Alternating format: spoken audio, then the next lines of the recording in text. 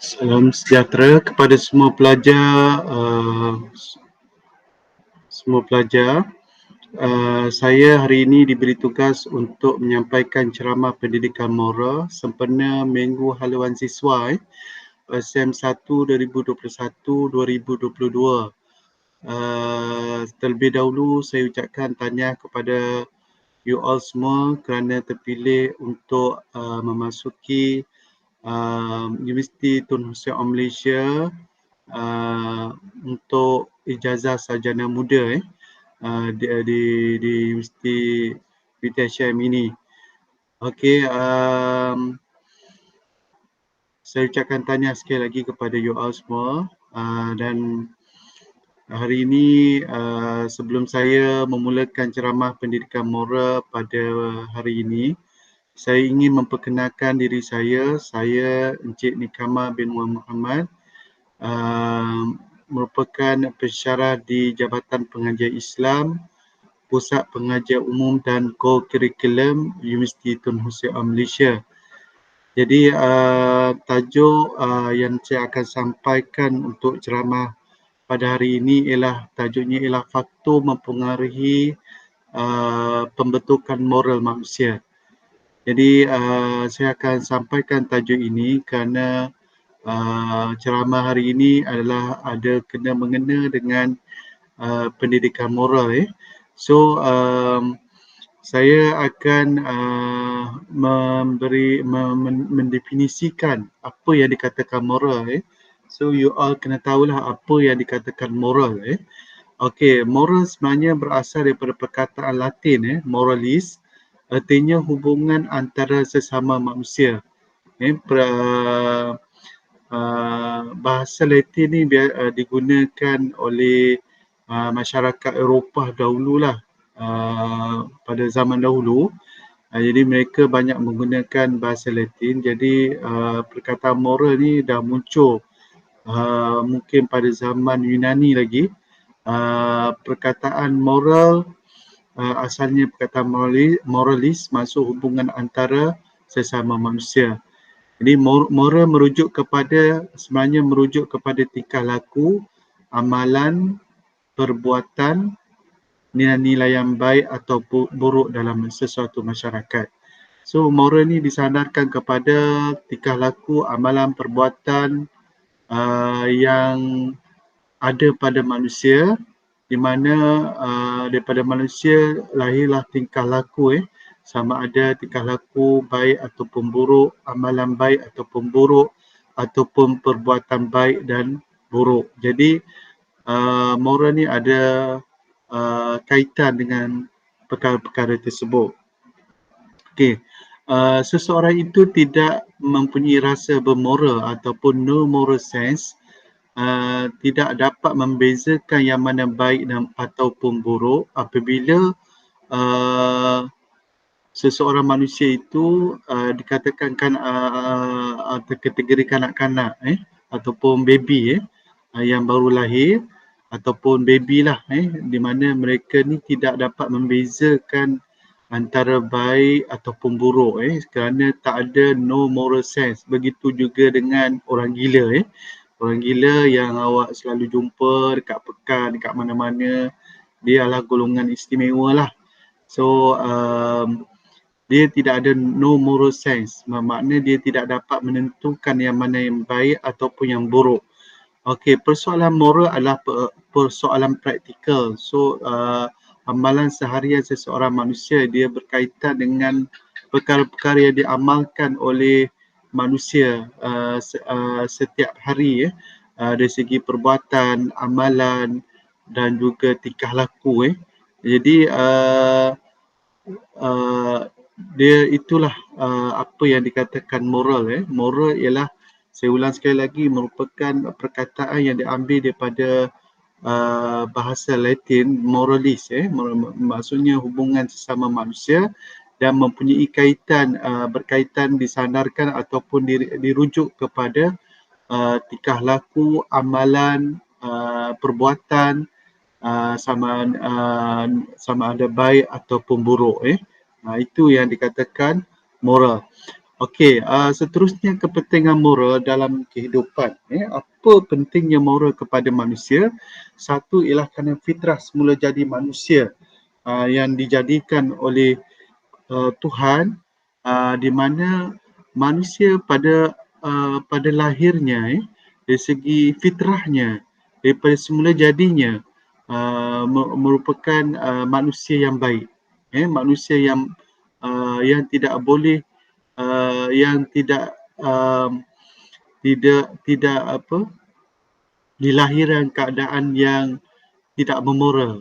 Sebenarnya manusia sendiri itu bermoral. Fitrah manusia suka kepada moral. Yang kedua, kepentingan moral ialah untuk menjaga keamanan. Sekalau sekiranya semua manusia, semua masyarakat ataupun semua rakyat negara Malaysia mempunyai moral yang tinggi, mempunyai nilai moral yang baik, sudah tentu dia akan mewujudkan keamanan di negara kita Malaysia. Okey. Kemudian status manusia.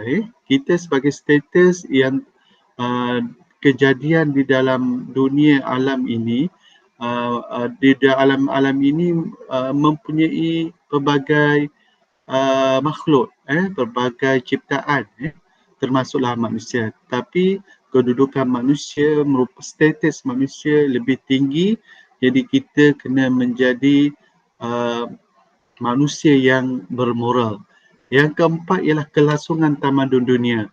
Sebab kalau kita lihat dari segi sejarah menunjukkan bahawa masyarakat yang bertamadun, negara yang maju dan bertamadun adalah mempunyai manusia atau mempunyai masyarakat ataupun rakyat yang mempunyai moral yang tinggi. Kita boleh tengok negara-negara yang mencapai tamadun yang tinggi, contohnya tamadun China, yang mempunyai kemajuan tamadun yang tinggi kerana mereka mempunyai nilai moral yang tinggi.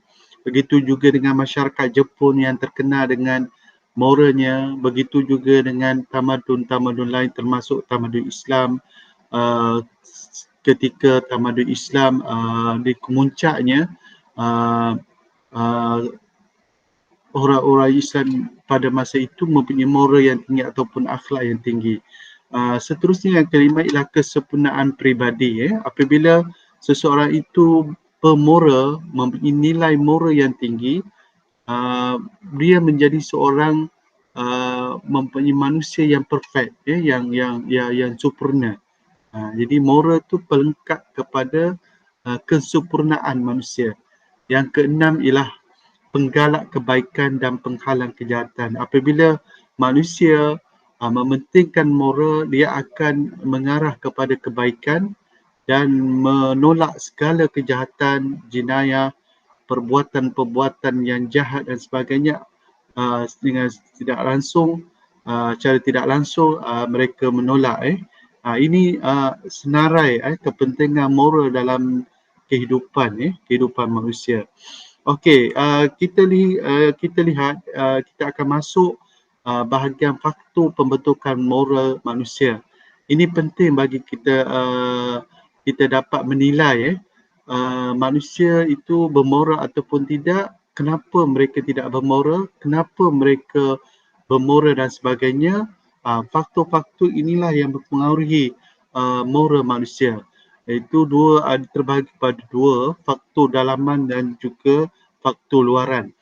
Faktor dalaman ialah merupakan faktor yang berkait rapat dengan dalaman badan kita sendiri, termasuk fizikal dan mental. Contohnya minat, fikiran dan sebagainya antara faktor mempengaruhi secara dalaman. Dari segi mental kita ada kaitan dengan minat, fikiran, itu berkaitan dengan faktor dalaman. Okey, apakah faktor dalaman yang mempengaruhi pembentukan moral manusia? Yang pertama ialah adat. Okey, apa yang dikatakan adat ialah kelakuan atau tingkah laku yang dilakukan pada setiap hari dan diwarisi daripada generasi ke generasi. Adat adalah penting dalam pembentukan akhlak kerana moral mempunyai hubungan kait dengan agama yang dianuti masing-masing.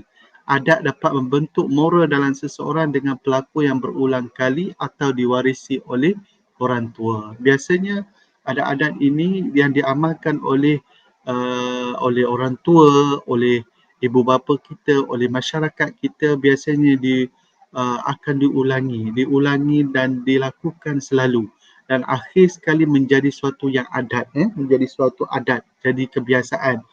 Contohnya dari kat kampung tu biasanya tolong menolong, bekerjasama, adat-adat yang baik, tolong menolong itu, bantu membantu, itu menjadi satu kebiasaan di kampung, di utamanya negara kita pun sama, di rumah dan sebagainya, sebab diwarisi oleh daripada datuk nenek kita.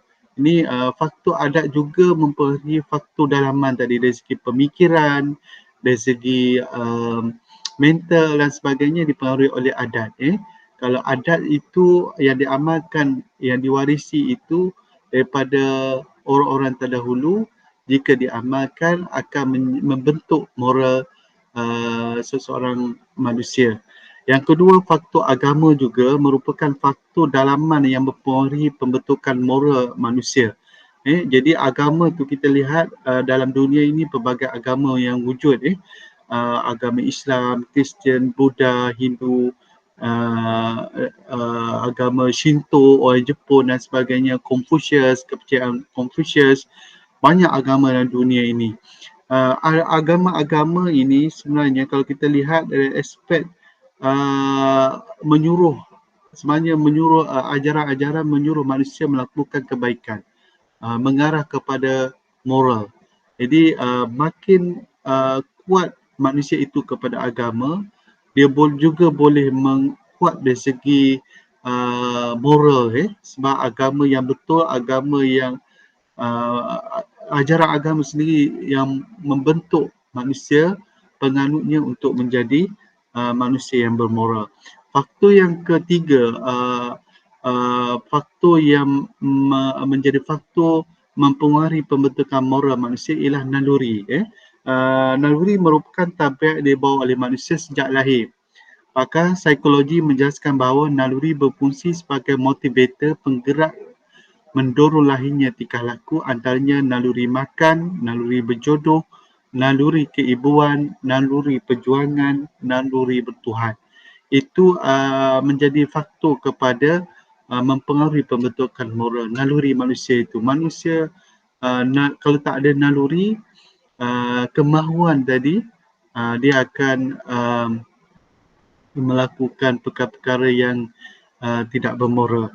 Dan seterusnya ialah keempat, faktor genetik, di mana gen yang terdiri daripada yang berkaitan dengan faktor genetik, gen yang terdiri daripada nukleoprotein, nukleoprotein yang menentukan baka atau ciri keturunan, bermaksud anak-anak yang mewarisi genetik ibu bapa akan mewarisi ciri-ciri ibu bapa dari segi sifat-sifat, kawalan, emosi dan juga minat.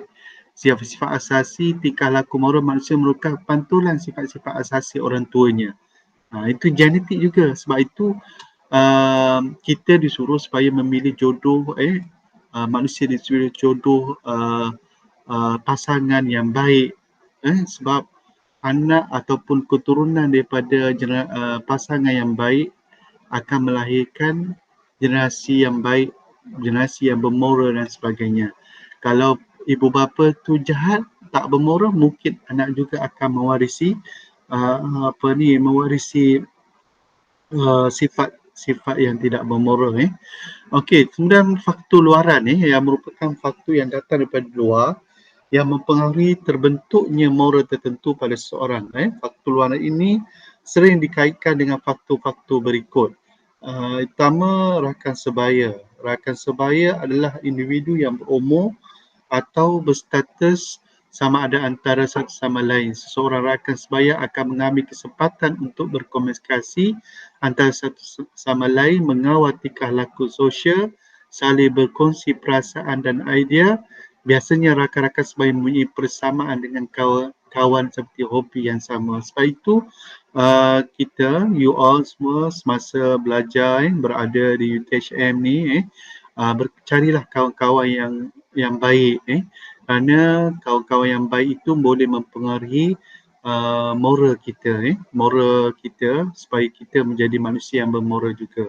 Ini faktor luaran yang boleh mempengaruhi pembentukan moral manusia. Okey, jadi awak kena pilih pelajar-pelajar ataupun kawan-kawan yang baik untuk menjadikan awak menjadi seorang yang baik. Jika kita pilih kawan yang merokok, kita akan akhir sekali kita akan terikut dengan kawan yang merokok dan sebagainya. Okey, keluarga merupakan individu yang berhubungan melalui pertalian darah, perkahwinan. Keluarga akan mempengaruhi semua pihak dalam nilai-nilai moral dan juga perbuatan dalam sebuah keluarga. Keluarga, ibu bapa memainkan peranan yang amat penting dalam pembentukan akhlak kanak-kanak kerana ibu bapa merupakan model terawal kepada anak-anak. Kanak-kanak akan meniru kelakuan ibu bapa seperti bapa selalu membuang sampah merata-rata anaknya akan meniru kelakuan tersebut kerana mereka berasa semua kelakuan ibu bapa adalah betul dan boleh ditiru. Ini penting keluarga suatu keluarga yang bahagia, keluarga yang baik, keluarga yang bermoral akan membentuk manusia ataupun keturunan yang bermoral dan baik.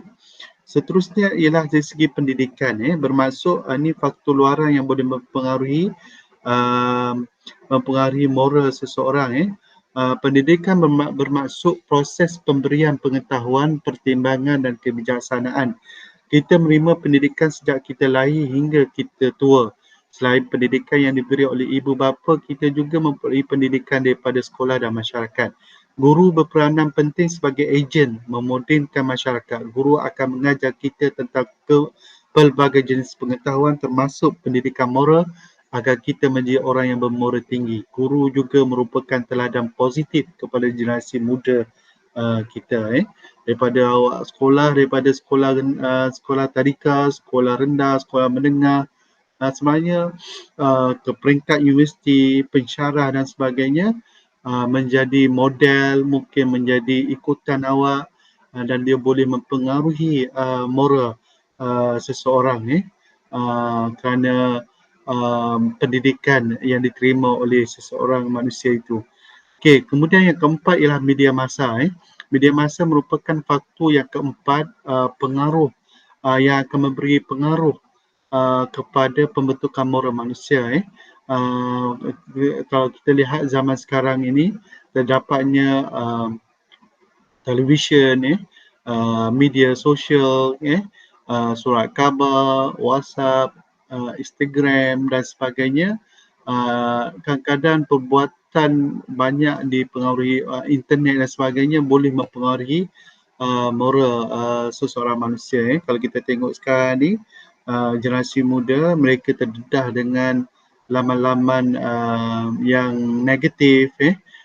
Mungkin mereka akan terikut dengan tingkah laku, perbuatan ataupun sesuatu yang buruk lah yang boleh merosakkan moral seseorang. Jadi ada 4 pengaruh luar pengaruh luar yang lain dan mempengaruhi moral seseorang ialah alam persekitaran.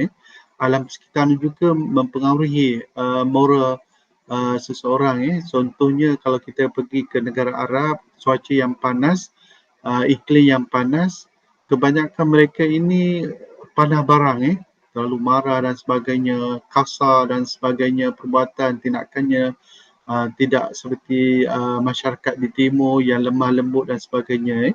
Jadi iklim juga dan alam persekitaran juga ataupun kawasan persekitaran kita juga environment tempat kita tinggal itu, kalau kita macam tengok manusia yang tinggal di bandar, manusia yang tinggal di kampung berbeza dari segi moral dia.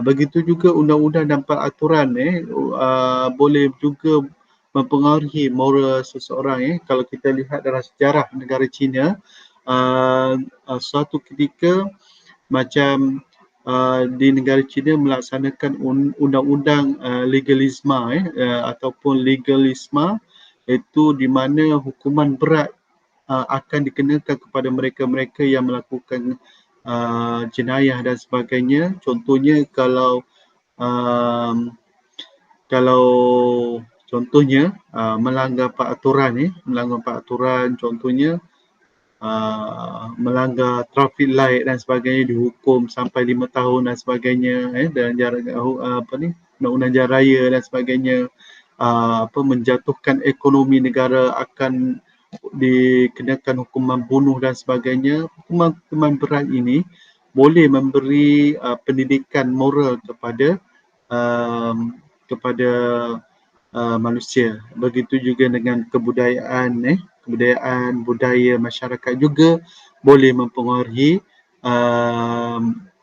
moral seseorang manusia. Jadi kesimpulannya, dekat sini kita dapati pembentukan moral dan akhlak terbahagi kepada dua faktor yang utama, iaitu faktor dalaman dan juga faktor luaran. Pembentukan moral dan akhlak adalah amat penting bagi masyarakat kita, terutamanya bagi negara kita yang berbilang kaum, dan setiap kaum mempunyai adat, tradisi dan amalannya tersendiri. Dengan adanya moral dan akhlak yang tinggi, ia dapat membantu dalam pergaulan seharian kita dengan kaum yang lain supaya perbuatan kita seharian dapat diterima dan tidak menyusahkan orang lain untuk mewujudkan suasana dan masyarakat yang lebih harmonis dan bersatu padu. Saya rasa sampai di situ saja untuk ceramah saya pendidikan moral. Saya ucapkan terima kasih kepada semua kerana memberi perhatian. Sekian, itu saja untuk ceramah. Okay, jumpa lagi.